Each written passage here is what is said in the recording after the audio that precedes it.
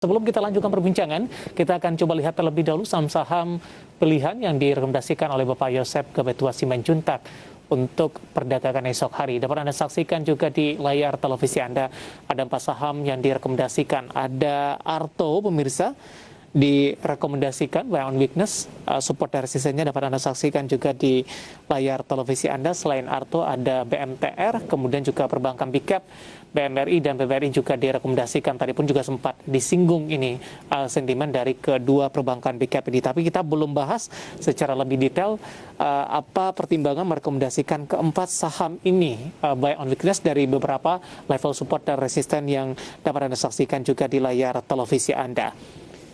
Ya, Pak Yosep, 4 saham pilihan yang Anda rekomendasikan, pertimbangan rekomendasi keempat saham ini, Pak Yosep, dari sisi teknikal, Pak.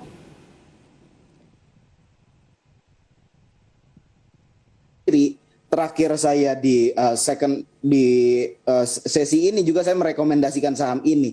Jadi memang kalau misalnya dari Arto sendiri itu menurut saya ada cenderung sideways, itu udah cenderung sideways, sedangkan capital inflow, sedangkan kalau misalnya kita ngelihat dari sisi yang lain volumenya cenderung membesar dari waktu ke waktu.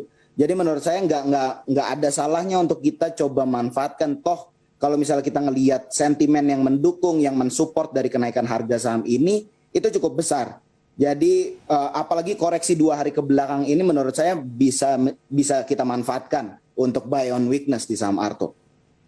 Baik, selanjutnya rekomendasi saham pilihan lainnya.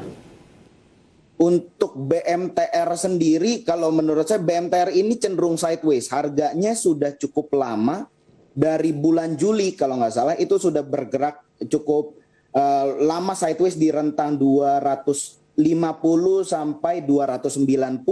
Dan kalau misalnya kita ngelihat dari sisi teknikal sampai sekarang ini juga ada di 250 mendekati support. Jadi menurut saya nggak ada salahnya kalau misalnya kita coba di sini, dan lagi-lagi sentimen yang mendukung pun cukup banyak di tengah kerjasama dengan Telkom berapa waktu yang lalu. Bisa ke berapa untuk BMTR? BMTR sih menurut saya menyentuh level 300 pun sangat masuk akal.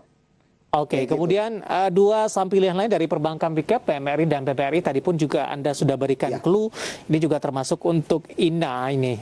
Tapi rekomendasi yang Anda berikan ini lebih ke arah untuk jangka pendek atau lebih ke arah juga di 2022 mendatang, Pak, terkait dengan perkembangan sentimen ini? Kalau misalnya kita membaca laporan transaksinya, sebenarnya BMRI dan BBRI itu dipindahkan ke INA itu ada di level harga yang cukup baik lah, kayak gitu. Jadi menurut saya average dari pembelian INA dari pemerintah ini bisa jadi clue buat kita. Jadi misalnya BBRI itu ada di average 4.000-an, ada di average 4.070. Nah itu yang mungkin bisa dimanfaatkan. Kalau misalnya turun dari situ kan berarti INA dalam kondisi ini mengalami floating loss, kayak gitu. Jadi itu yang bisa kita jadikan clue, bisa kita jadikan acuan. Average dari pembelian INA, seperti itu Mas David. Baik, tadi untuk BMRI supportnya 6.800 ke 7.500, BBRI-nya 3.950 dan 4.500. Ini targetnya sampai dengan akhir pekan ini, jelang pergantian tahun, atau sampai Januari nanti? Sampai Januari, Mas David. Oke. Baik, ada 4 saham pilihan yang direkomendasikan, Arto, BMTR, BMRI, kemudian juga ada BBRI, dan lagi-lagi keputusan investasi tetap ada di tangan Anda, para investor dan trader pasar modal Indonesia. Pak Yosep, beberapa pertanyaan sudah masuk di WhatsApp interaktif kami ini. Yang pertama, saya akan coba bahas Ibu Lisa yang ada di Medan ini. Terima kasih Ibu Lisa sudah bergabung bersama kami. Mau tanya apakah MDKA masih bisa entry di posisi sekarang? Mohon support dan resistennya. Terima kasih. Hari ini kalau tidak salah tadi MDKA juga mengalami penguatan yang signifikan.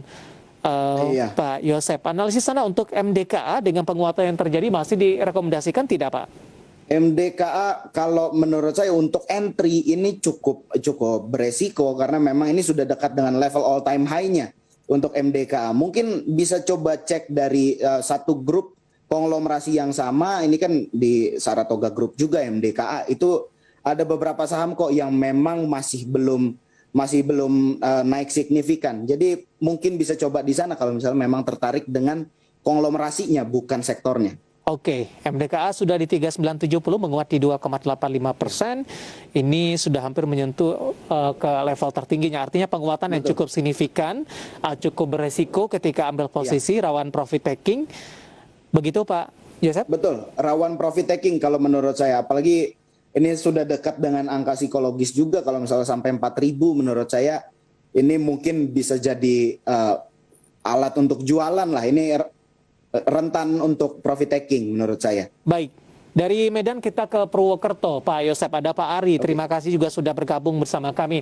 Dan kebetulan menanyakan Saratoga ini, buy-nya di 2850, targetnya sampai dengan tutup tahun, support dan resistennya.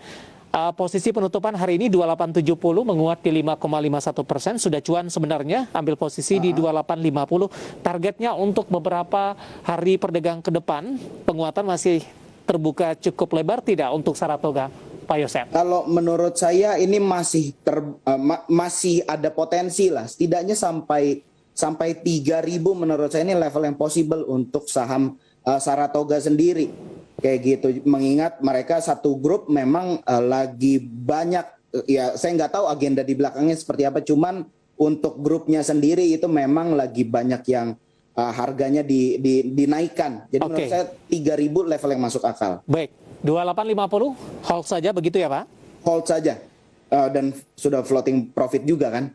Baik, kemudian kita akan coba bahas pertanyaan ini tanpa menyebutkan nama dan lokasi. Beralih kembali ke bank digital ini. Ada saham BBYB Pak Yosep di 2.800. Ini peluang besok seperti apa? Jangka pendek. Tampaknya jelang pergantian tahun ini para investor masih trader ini, masih melakukan trading dalam hal ini maksudnya. BBYB di 2.800 ini. Besok seperti apa peluangnya Pak Yosep? BBYB kalau menurut saya ngelihat dari harga sekarang pun lagi terkoreksi, menurut saya nggak ada salahnya untuk coba. Toh harganya belum naik signifikan, sudah dari awal Desember, dari tanggal 7 Desember itu harga sahamnya belum naik signifikan. Menurut saya untuk jangka pendek pun ini masih berpotensi untuk BBYB. Toh peminatnya pun masih banyak. Ya. Nyangkut di 28 di hold saja Pak dengan koreksi yang cukup dalam terjadi hari ini. Potensi ke berapa Pak Yosep?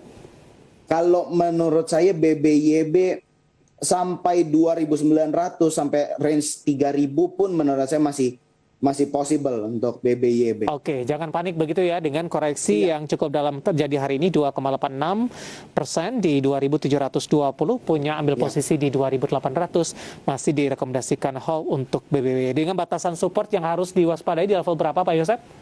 Di 2.600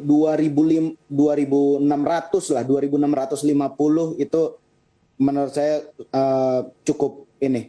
Kalau misalnya sudah tembus itu kayaknya agak beresiko deh. Di 2.600 deh. Baik, untuk BBYB supportnya di 2650, masih ada ruang penguatan, sudah ambil posisi di 28, lebih direkomendasikan di hold. Kita akan